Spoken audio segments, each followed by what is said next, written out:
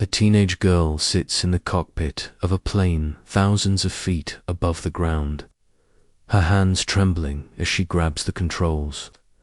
The co-pilot lies unconscious beside her. The pilot is incapacitated, and 200 passengers behind her have no idea their lives now rest in the hands of someone who has never flown a plane before. This is not a movie. This is the true story of how one ordinary teenager became a hero in the sky. Before we dive in, what time are you listening? Where are you from? Drop a comment below and tell me. And please like and subscribe for more videos like this. Sarah Mitchell was 17 years old, a high school senior from Portland who had never imagined her life would change during a routine flight to Los Angeles. She was traveling alone for the first time, heading to a university tour that her parents had saved up for months to afford. Sarah was nervous but excited, her backpack stuffed with brochures and a notebook where she had written down questions to ask during campus visits. She had window seat 23A, and as she buckled her seatbelt, she looked out at the tarmac, watching ground crew members move with practiced efficiency around the aircraft. The plane was a mid-sized commercial jet, capable of carrying 230 passengers. Today it was nearly full, packed with families, business travelers, and students like Sarah, all heading south for various reasons. She did not know that in less than 2 hours, she would be the only thing standing between all these people and disaster. The flight attendants went through their safety demonstration, and Sarah paid closer attention than usual.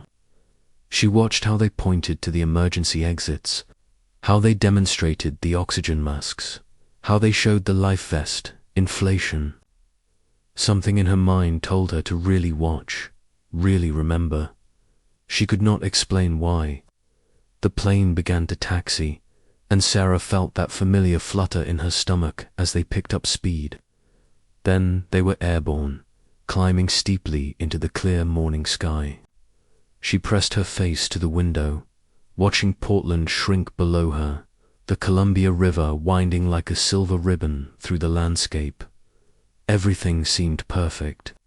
Everything seemed safe. But 30 minutes into the flight, something went wrong.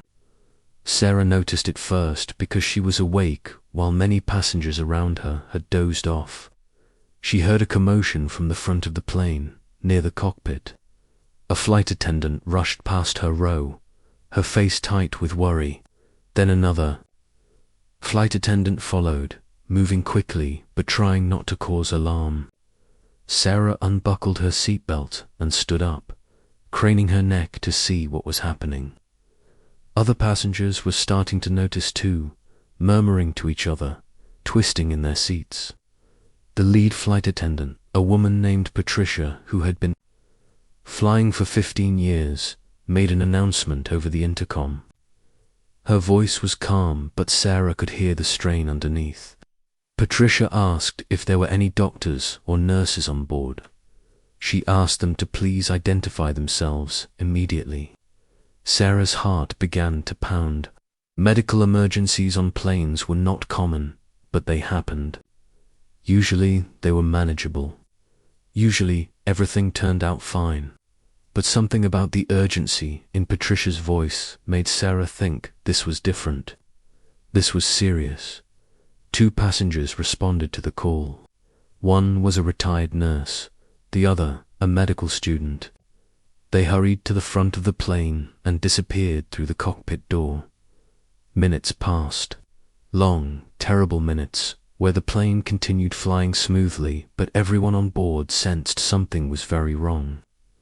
Then Patricia's voice came, over the intercom again, and this time there was no hiding the fear. The co-pilot had collapsed. He had suffered what appeared to be a severe medical emergency, possibly a stroke or heart attack. The pilot was also experiencing symptoms, struggling to maintain control. They needed help. They needed someone who knew anything about flying. Sarah felt her blood turn to ice. She had never flown a plane. She had never even been inside a cockpit. But 6 months earlier, something unusual had happened. Sarah's uncle was a flight instructor, and during a family reunion, he had invited her to sit in a flight simulator. It was just for fun, just a game. But her uncle had been impressed by how quickly she picked things up. He had shown her the basic controls, how to read the instruments, how to maintain altitude and heading. They had spent 3 hours in that simulator, and her uncle had joked that she was a natural. Sarah had laughed it off, never imagining it would matter. Now it mattered more than anything in the world.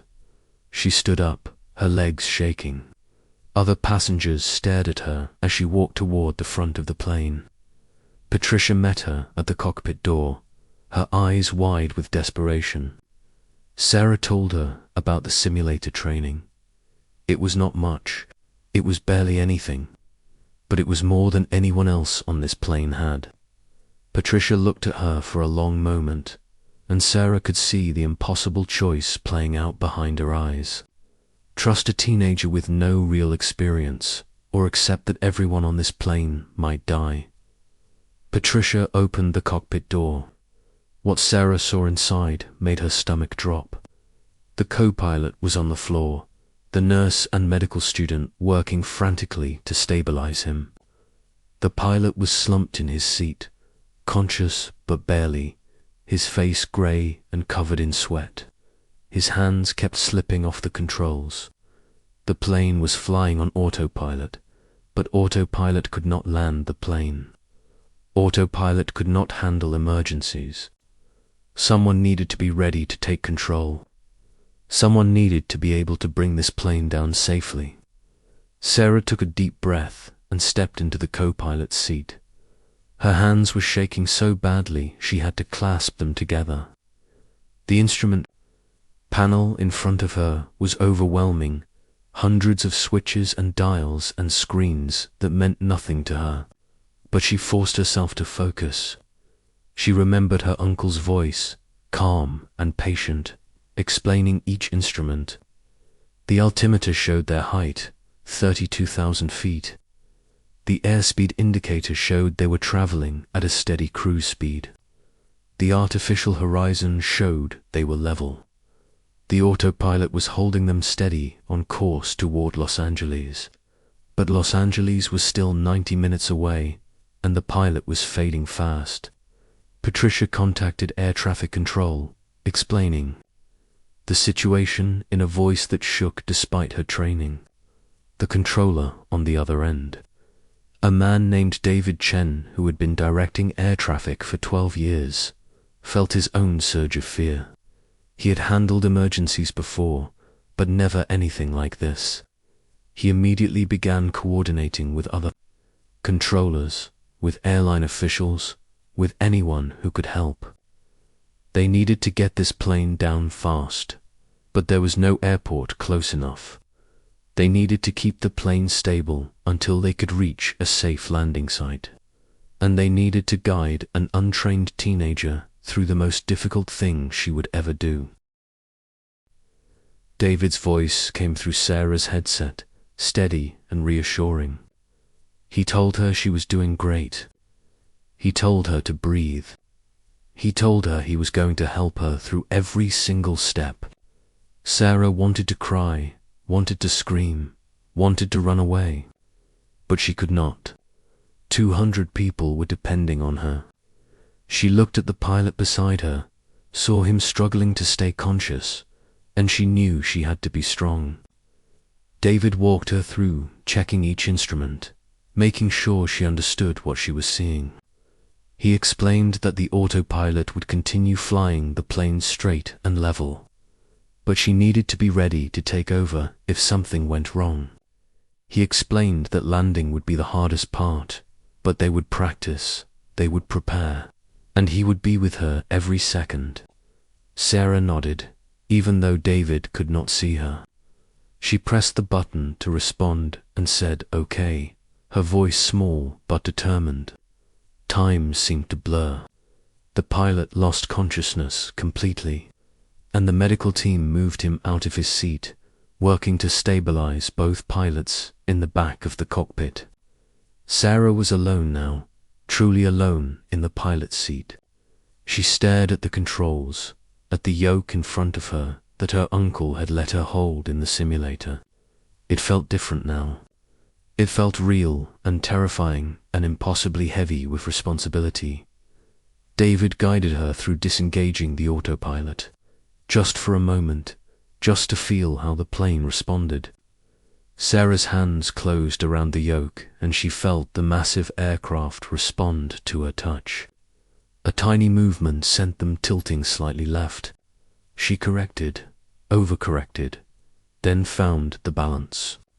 It was like steering a ship, slow and ponderous, but responsive. She engaged the autopilot again, her heart hammering. David told her she did perfectly. He told her she was going to be okay. They decided to divert to Ontario International Airport, a smaller airport east of Los Angeles with longer runways and less traffic. It was 45 minutes away. 45 minutes for Sarah to prepare for the landing that would either save everyone or kill everyone. David connected her with a senior pilot from the airline, Captain Robert Ventura, who was on the ground at LAX. Robert had 30 years of flying experience and a voice that radiated confidence.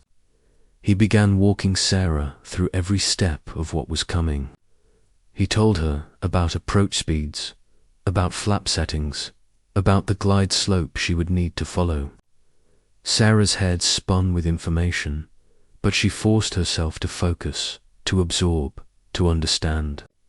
Patricia kept the passengers calm, telling them only that there had been a medical emergency with the crew, but everything was under control. Some passengers suspected the truth, saw the fear in the flight attendants' eyes, but most stayed quiet, trusting that the adults knew what they were doing. No one knew that their fate rested with a high school student who had only ever flown in a video game simulator. The plane began its descent toward Ontario. Sarah's hands were on the controls now, the autopilot helping but not in full control. She could feel every vibration, every shift in the wind. David and Robert talked her through each adjustment, each change in altitude, each reduction in speed. The airport came into view, the runways stretching out like grey ribbons against the brown landscape. Emergency vehicles lined the runway, fire trucks and ambulances positioned for the worst. Sarah saw them and felt a wave of terror, but she pushed it down. She had come this far. She could not give up now. Robert's voice filled her headset, calm and clear. He told her to line up with the runway center. He told her to watch her altitude, her speed. He told her to extend the flaps, and Sarah's shaking fingers found the right switch. The plane's nose dipped slightly as drag increased. She corrected, keeping them steady. 2,000 feet, 1,500 feet, 1,000 feet. The ground rushed up at her, faster than she expected. Robert told her to gently pull back on the yoke as they neared the runway, to flare the nose up just before touchdown. Sarah did as he said, her entire body tense with concentration. The runway filled her vision. She pulled back on the yoke, felt the plane's nose rise. Then the rear wheels touched down with a jolt that rattled her teeth. The nose wheel dropped and hit hard, bouncing slightly. Sarah grabbed the throttles and pulled them back, engaged the thrust reversers the way Robert had shown her. The plane shuddered and slowed, rolling down the runway at high speed, but she found the brake pedals and pressed carefully, feeling the massive jet respond, slower, slower. Finally, impossibly, they stopped. For a moment, there was complete silence in the cockpit. Then David's voice came through, thick with emotion, telling her she did it. Robert's voice followed, congratulating her, telling her she had just performed a miracle. Sarah sat frozen, unable to believe it was over. Then she heard the sound from the cabin, a roar of applause and cheers from 200 people who finally understood what had happened, who finally realized they were alive because of her. Emergency crews swarmed the plane. Both pilots were rushed to the hospital, where doctors worked frantically to save their lives. The co-pilot survived after emergency surgery. The pilot also survived, though his recovery would be long. Every single passenger walked off that plane without a scratch. Thanks to Sarah Mitchell, a 17-year-old girl who refused to give up when the world asked the impossible of her. The story exploded across the news. Sarah became an overnight sensation, interviewed by every major network, her face on magazine covers. But she remained humble, insisting she only did what anyone would have done. She credited David, Robert, Patricia, and her uncle for giving her the tools she needed. She visited both pilots in the hospital, and they thanked her with tears in their eyes. The airline offered her free flights for life and a college scholarship. Her uncle was stunned and proud beyond words, and Sarah herself was forever changed.